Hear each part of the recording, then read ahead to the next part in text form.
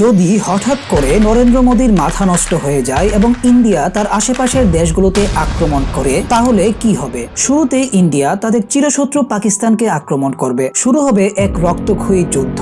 যেহেতু ইন্ডিয়া আগেও বেশ কয়েকবার পাকিস্তানকে যুদ্ধে পরাজিত করেছে, তাই এবারও ইন্ডিয়া জয়ী হবে এবং পাকিস্তানকে দখল করে ফেলবে। ইন্ডিয়ার পরবর্তী টার্গেট হবে নেপাল এবং ভুটান। ইন্ডিয়ান বিশাল আর্মির সামনে নেপাল এবং ভুটান দাঁড়াতেই পারবে না। এ পর্যায়ে বাংলাদেশ সতর্ক হয়ে যাবে এবং ইন্ডিয়ার জন্য থ্রেট হয়ে দাঁড়াবে, কিন্তু তারাও বেশিক্ষণ টিকে থাকতে পারবে না। ইন্ডিয়া এখন আফগানিস্তান আক্রমণ করবে। আফগানিস্তান তাদের মুসলিম প্রতিবেশী ইরানের কাছে সাহায্য চাইবে, যেটা ইন্ডিয়ার জন্য বিশাল চ্যালেঞ্জ হয়ে দাঁড়াবে। এ পর্যায়ে চায়না বুঝতে পারবে ইন্ডিয়ার পরবর্তী টার্গেট তারাই হবে, তাই চায়না আগেই ইন্ডিয়ার উপর আক্রমণ শুরু করবে। একদিকে ইরান এবং আফগানিস্তানের যৌথ আক্রমণ, অন্যদিকে চীনের হামলা। দুই দিকের হামলা সামলাতে না পেরে অবশেষে ইন্ডিয়া আত্মসমর্পণ করতে বাধ্য হবে।